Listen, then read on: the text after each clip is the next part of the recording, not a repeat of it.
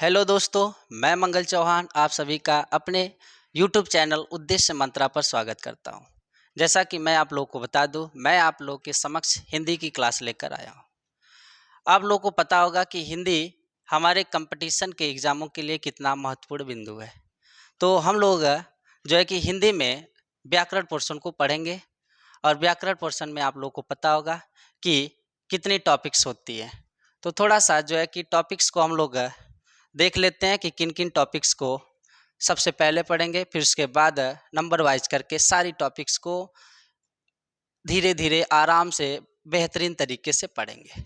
मैं आप लोग को एक चीज़ और बता देता हूँ कि हम लोग जिस टॉपिक्स को स्टार्ट करेंगे, उसका मैं आप लोगों के समक्ष जो है कि प्रैक्टिस भी लेकर आऊँगा और हम लोग उस टॉपिक को जो है कि प्रैक्टिस भी कर लेंगे। सारे क्वेश्चंस को देख लेंगे कि इस टॉपिक से किस प्रकार से क्वेश्चन पूछे जाते हैं। तो चलिए स्टार्ट करते हैं। थोड़ी-सी टॉपिक्स को देख लेते हैं कि हम लोग कौन-कौन सी पहले टॉपिक्स पढ़ेंगे। जैसे हिंदी के व्याकरण में हम लोग की पहली टॉपिक रहेगी वर्णमाला। वर्णमाला और वर्णमाला की जो टॉपिक्स है आप लोग के एग्ज़ामों के लिए कितना महत्वपूर्ण है, ये आप लोगों को बेहतरीन तरीके से पता होगा। वर्णमाला के बाद हम लोग पढ़ेंगे छोटी-छोटी टॉपिक्स को पहले पढ़ेंगे। लिंग, वचन, काल एवं कारक। फिर पढ़ेंगे वाच्य, समास, फिर संधि। चलिए टॉपिक्स तो बहुत हैं, बस ये कुछ महत्वपूर्ण टॉपिक्स थी कि जो है कि सबसे पहले हम लोग इन्हीं टॉपिक्स पर चर्चा करेंगे और ये जो टॉपिक्स हैं सभी टॉपिक्स कितनी महत्वपूर्ण है, ये जब हम लोग पढ़ेंगे और प्रैक्टिस करेंगे तो सारा चीज़ हम लोग का क्लियर हो जाएगा। तो चलिए आज की पहली क्लास स्टार्ट करते हैं और पहली क्लास में हम लोग पहली टॉपिक स्टार्ट करते हैं वर्णमाला की। वर्णमाला की परिभाषा क्या होती है और वर्णमाला से कितने क्वेश्चन पूछे जाते हैं, सभी चीज़ों को हम लोग नंबर वाइज करके पढ़ेंगे। तो वर्णमाला की परिभाषा पढ़ने से पहले थोड़ा-सा हम लोग देख लेते हैं कि जो है कि कुछ महत्वपूर्ण बिंदुओं को कि उनकी परिभाषा क्या कहती है और वर्णमाला में उसको जो है कैसे हम लोग प्रदर्शित करेंगे, कैसे रिलेट करेंगे, ठीक है? तो सबसे पहले तो आप लोग के बीच हम जो है कि कुछ छोटे-छोटे बिंदुओं को रखते हैं और उसकी आप लोग डेफिनेशन आराम से बताइएगा। जैसे ध्वनि, वर्ण, इनमें कोई अंतर होता है कि नहीं होता है? इनकी परिभाषा क्या सेम रहती है कि नहीं रहती है? सारी चीज़ों को देखते हैं। वर्ण के बाद शब्द, शब्द के बाद वाक्य, ठीक है? इन चारों बिंदुओं को जो है इन चारों बिंदुओं की परिभाषा को नंबर वाइज देख लेते हैं, फिर इसके बाद स्टार्ट करते हैं वर्णमाला, ठीक है? तो चलिए बता दीजिए वर्ण किसे कहते हैं, ध्वनि किसे कहते हैं, शब्द किसे कहते हैं? यदि आपको पता है तो अच्छी बात है, नहीं पता है तो देख लीजिए। ध्वनि किसे कहते हैं? ध्वनि का मतलब होता है आवाज़, साउंड, ठीक है? आपको पता होगा कि जो ध्वनि होती है कहीं न कहीं हमारे दिनचर्या में हमको जो है कि सुनाई दे ही देती है। जैसे किसी भी वाहन की आवाज़ आती है तो वो आवाज़ ही तो रहती है। आवाज़ जो होती है कई प्रकार की होती है, ठीक है? और कई जगहों से आती है ना? तो जैसे हिंदी में इस ध्वनि का जो है कि परिभाषा क्या होती है, इसको कैसे प्रदर्शित किया जाता है और इसको जो है कि व्याकरण में कैसे जोड़ा जाता है, उन्हीं सब चीज़ों को देखते हैं। हमको जो है साइंस और दिनचर्या को लेना-देना नहीं है, हमको बस हिंदी के व्याकरण से लेना-देना। चलिए देखते हैं ध्वनि की परिभाषा क्या कहती है। ध्वनि की परिभाषा ये कहती है भैया कि भाषा की सबसे छोटी मौखिक इकाई को ध्वनि कहा जाता है। भाषा की सबसे छोटी मौखिक इकाई को ध्वनि कहा जाता है।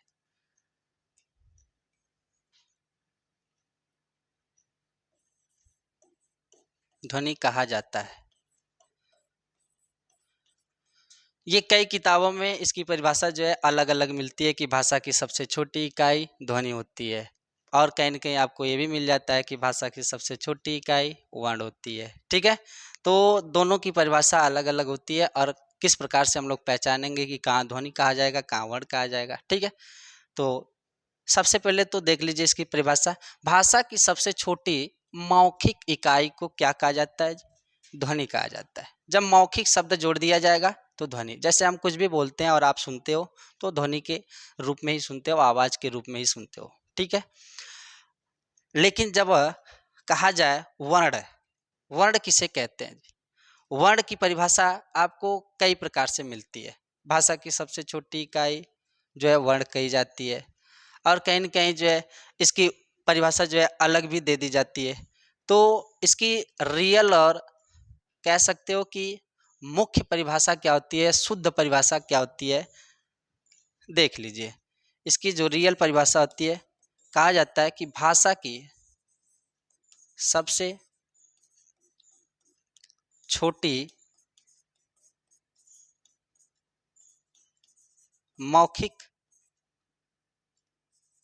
इकाई के लिखित रूप को, लिखित रूप को वर्ण कहा जाता है। वर्ण कहा जाता है। ध्यान दीजिएगा, यहाँ मौखिक इकाई केवल बोला गया था, और यहाँ पर मौखिक इकाई के लिखित रूप को वर्ण कहा जा रहा है, जिसको हम हाईलाइट कर रहे हैं। थोड़ा सा गौर कीजिएगा, इसमें अंतर क्या है। जब आपसे कहा जाएगा कि मौखिक इकाई को क्या कहा जाता है, तो आप बताइएगा ध्वनि, यानी हमने कुछ बोला और आपने सुना, वो ध्वनि के रूप में सुना, वो ध्वनि कहलाएगा। और जब हम कुछ बोल देते हैं और उसको जो हम बोलते हैं और आप लिख देते हो, क्या कहलाएगा भैया? वर्ण कहलाएगा। ठीक है? अंतर यही होता है कि जो हम कुछ बोलते हैं और आप सुनते हो, वो ध्वनि कहलाता है, ध्वनि के रूप में रहता है। और जब हम कुछ बोलते हैं और आप उसी चीज को लिख देते हो, क्या कहलाएगा? वर्ण कहलाएगा। जैसे में देख लीजिए, जैसे में हम बोल दिए आ क ख। यदि हम बोल रहे हैं, और आप लिख रहे हो, सुनकर लिख रहे हो, तो वो वर्ण कहलाएगा। और हमने बोला आ क ख, आपने केवल सुना, आपने कोई उसके बाद एक्शन नहीं किया, तो केवल और केवल ध्वनि कहलाएगा। ठीक है? यदि अंतर समझ में आया हो तो आगे बढ़ा जाए। चलिए आगे देखते हैं कि शब्द किसे कहते हैं। शब्द किसे कहते हैं?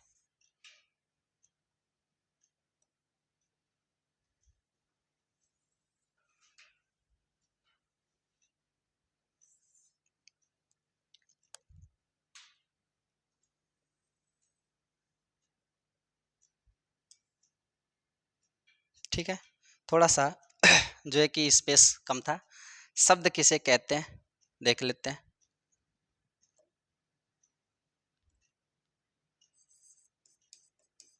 शब्द, शब्द की परिभाषा आप लोगों को पता होगी कि शब्द किसे कहा जाता है। यदि नहीं पता है तो देख लीजिए। जब शब्द की परिभाषा की बात की जाए तो कहा जाता है कि वर्णों के वर्णों के सार्थक समूह को सार्थक समूह को शब्द कहा जाता है। इसमें अब देखिए, सार्थक शब्द जोड़ दिया गया है, सार्थक शब्द जोड़ा गया है। ये शुद्ध शुद्ध परिभाषा हम आपको लिखवा रहे हैं। ठीक है? वर्णों के सार्थक समूह को शब्द कहा जाता है।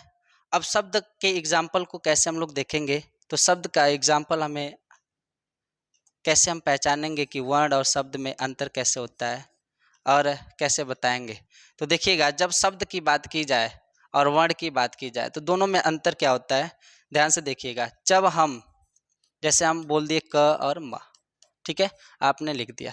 जब वर्णों के सार्थक समूह को शब्द कहा जाता है, इसकी परिभाषा है जब हम कई वर्णों को मिलाते हैं। ठीक है? जब हम दो या दो से अधिक वर्णों को मिलाकर कोई नए चीज का निर्माण करते हैं, उसे ही शब्द कहा जाता है। जैसे यहाँ क और म बोला गया है, तो एक नए चीज का निर्माण हुआ है, कम। अब ये कम क्या कहा जाएगा, तो उसी कम को हम लोग शब्द कहते हैं। और सार्थक शब्द क्यों जोड़ा गया है, तो सार्थक का मतलब होता है कि कुछ न कुछ, कोई न कोई अर्थ जरूर निकले। शब्दों का अर्थ जरूर निकलना चाहिए, अर्थात तभी वो शब्द कहलाएगा। जैसे कम, कम का मतलब होता है थोड़ा सा, ठीक है, अल्प। जैसे हम यहीं पर कह दें कि राम, यहाँ से हमारा एक नया शब्द बनेगा राम। राम का अर्थ भी निकलता है कि राम किसी व्यक्ति का नाम हो सकता है कि नहीं। और जैसे हम क धन म धन ल, तीन वर्णों के योग को हम लोग क्या कह रहे हैं भैया, कमल। तीन वर्णों के योग से कौन सा शब्द बना, कमल। तो कमल आपको पता है इसका भी अर्थ होता है, ये पुष्प होता है, फूल होता है कि नहीं, और राष्ट्रीय फूल है, आपको ये भी पता है। तो वर्ण और शब्द में अंतर क्या है भैया, वर्ण केवल ये वर्ण है, शब्द जब भी कहा जाएगा ये कई वर्णों का समूह है। वाक्य कैसे पहचानेंगे, तीनों में अंतर क्या होता है, कैसे पहचानेंगे, तो चलिए अब वाक्य को देख लेते हैं।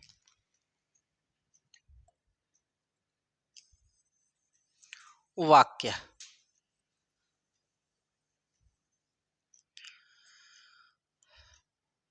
वाक्य को थोड़ा सा ध्यान दीजिएगा।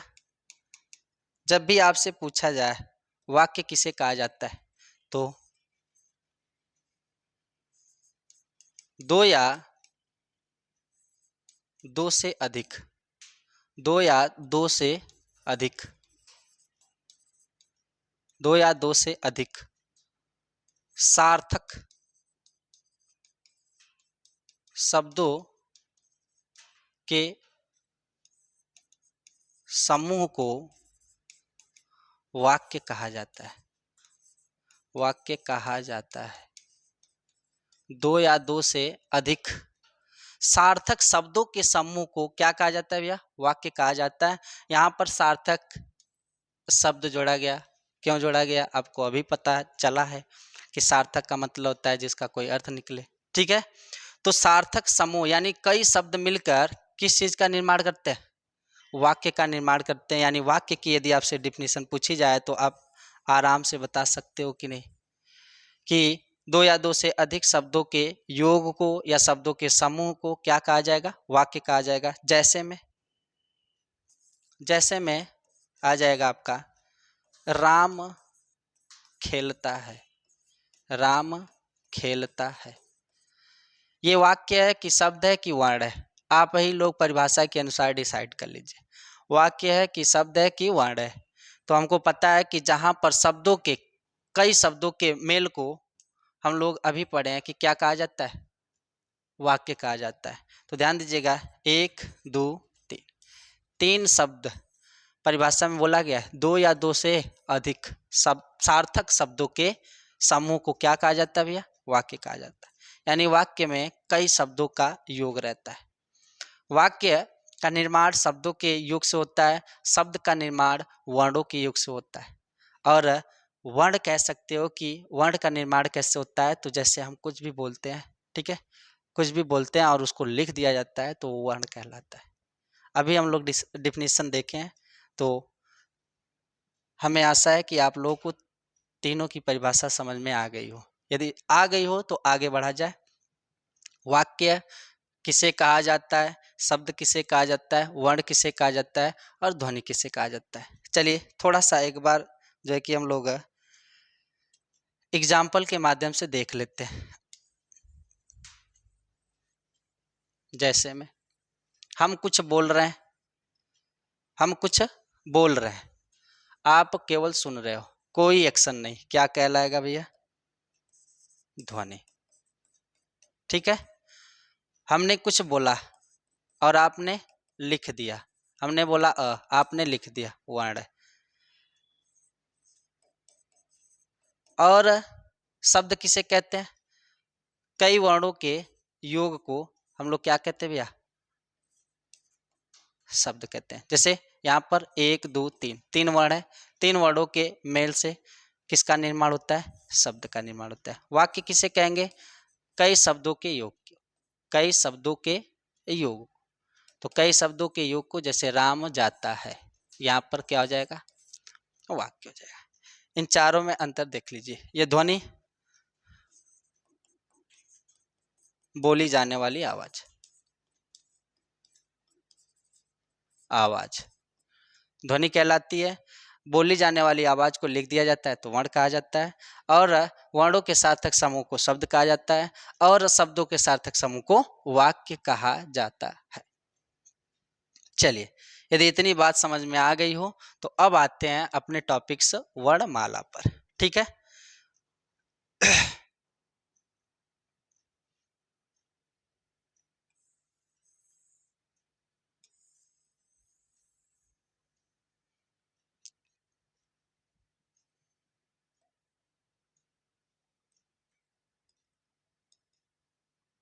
इसको क्या हो गया?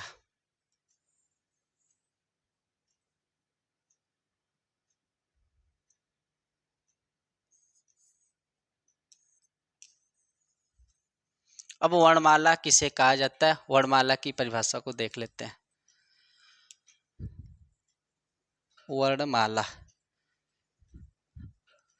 यदि वर्ण समझे रहेंगे तभी वर्णमाला की परिभाषा समझ में आएगी। वर्णमाला की जब परिभाषा की बात की जाती है तो वर्णमाला की परिभाषा हमें बार बार प्रदर्शित करती है कि वर्णों के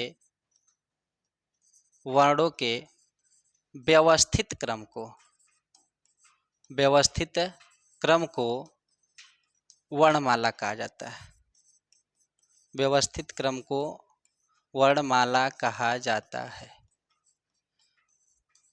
उसमें हम लोग सार्थक देखे थे, मौखिक देखे थे। इसमें हमको क्या दिखाई दे रहा है? व्यवस्थित क्रम। ठीक है। व्यवस्थित क्रम क्यों दिया जाता है परिभाषा में? यदि आप व्यवस्थित क्रम परिभाषा में नहीं लगाते हो तो क्या परिभाषा आपकी सही मानी जाएगी या नहीं? चलिए देख लेते हैं। वर्णमाला किसे कहते हैं? वर्ण जो माला, जो शब्द बना है, वर्ण प्लस माला से बना है। माला आपको पता होगा किसे कहा जाता है, वर्ण अभी आप लोग पढ़े हैं किसे कहा जाता है। देखिए, जैसे हम लोग कुछ किसी भी हार का निर्माण करते हैं, किसी भी हार को बनाते हैं, तो उसमें कई फूलों का समूह रहता है, कई फूल रहते हैं। उनको हम लोग क्या करते हैं? व्यवस्थित करते हैं, अरेंज करते हैं, तब जाकर एक हार तैयार होता है। और सीरियल नंबर से यदि अच्छा हार बनाना है, अट्रैक्टिव हार बनाना है, तो हम लोग कई प्रकार की डिजाइन सीरियल नंबर से रखते हैं।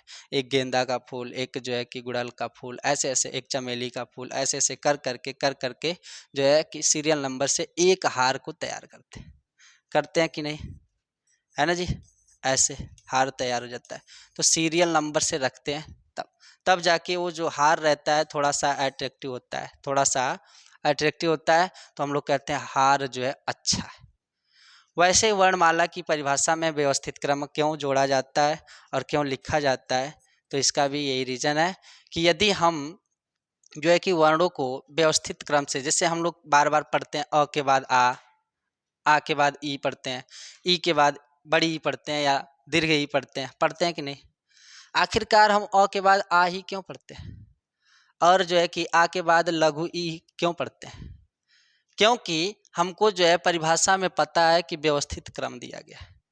व्यवस्थित क्रम का मतलब ही होता है कि किसी भी वर्णों को अरेंज करके जो बनाई जाती है श्रेणी, वही होता है वर्णमाला, वर्णों का माला। ठीक है।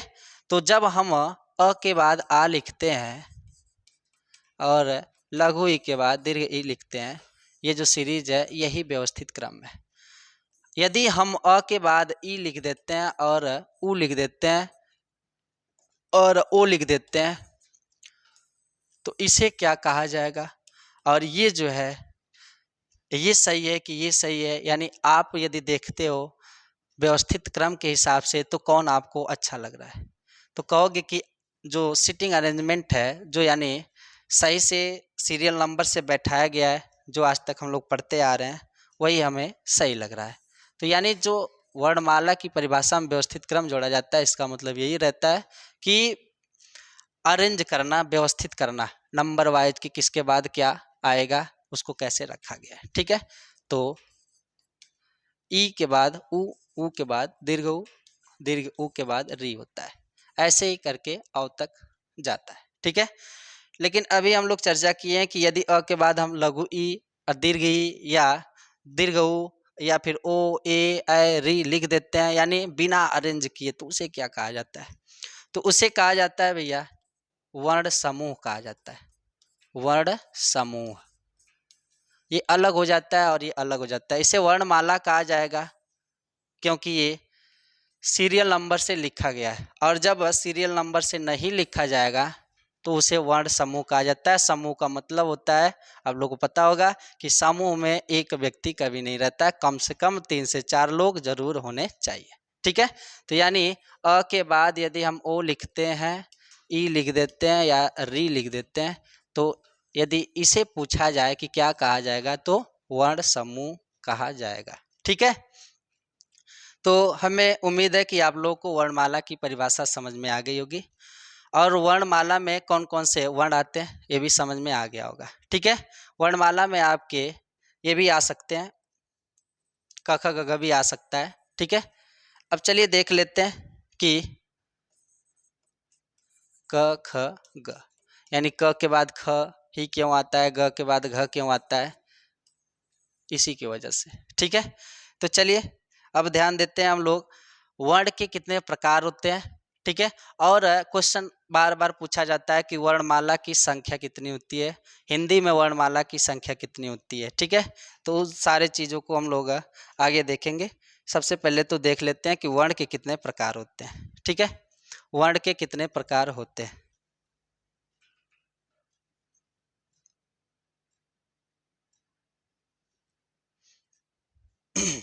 चलिए, वर्ण के प्रकार, वर्ण के प्रकार दो होते हैं। कितने होते हैं भैया? दो होते हैं। एक होता है स्वर और एक होता है व्यंजन। एक होता है स्वर और एक होता है व्यंजन। अब स्वर किसे कहा जाता है और व्यंजन किसे कहा जाता है, स्वर कितना इंपॉर्टेंट है, इससे कितने क्वेश्चन पूछे जाते हैं और किस प्रकार से क्वेश्चन पूछे जाते हैं, चलिए इसी टॉपिक में देख लेते हैं। तो थोड़ा सा जो है कि स्पेस कम पड़ जा रहा है।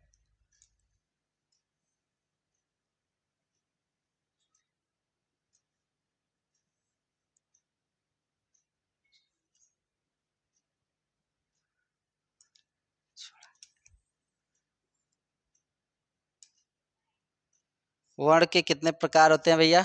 दो होते हैं। दो में एक होता है स्वर और एक होता है व्यंजन। तो चलिए देख लेते हैं स्वर किसे कहा जाता है और व्यंजन किसे कहा जाता है। तो स्वर की जब बात की जाए, स्वर के डिफिनीशन की जब बात की जाए, तो स्वर किसे कहा जाता है, तो देख लीजिए ये स्वतंत्र होते हैं। ये कैसे होते हैं भैया? ये स्वतंत्र होते हैं। यदि आप इतना भी परिभाषा बता देते हो तब भी स्वर की परिभाषा सही मानी जाएगी। ये कैसे होते हैं? ये स्वतंत्र होते हैं, या फिर ऐसे भी कह सकते हो कि इनका उच्चारण करने में, इनका उच्चारण करने में हमें किसी अन्य वर्ण की आवश्यकता नहीं पड़ती है, आवश्यकता नहीं पड़ती है। यानी दोनों परिभाषा बता सकते हो, ये स्वतंत्र होते हैं। क्यों? क्योंकि इनका उच्चारण करने में हमें किसी अन्य वर्ण की आवश्यकता नहीं पड़ती है या नहीं लेनी पड़ती है, वही स्वर कहे जाते हैं। अब स्वर कौन कौन से होते हैं भैया और इनकी संख्या कितनी होती है, तो देख लीजिए। स्वर अ, आ, इ, ई, उ, ऊ, री, ए, ऐ, ओ, औ। अब अ से लेकर हम औ तक बताएं स्वर है। अभी आप लोग पढ़े होंगे अ से लेकर अ तक, अ से लेकर अ तक। तो हम दो वर्णों को छोड़ दिए हैं, एक अंग और एक अ। आखिरकार इन्हें क्यों छोड़ा गया है, चलिए इस पर जो है कि बाद में चर्चा होगा।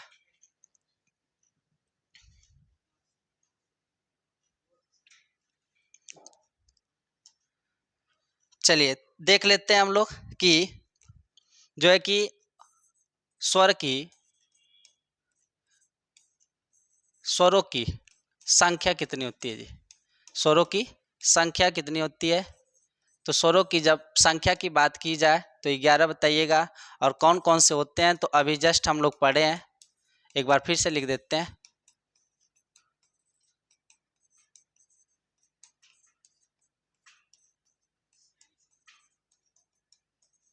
ठीक है, ये होते हैं स्वर।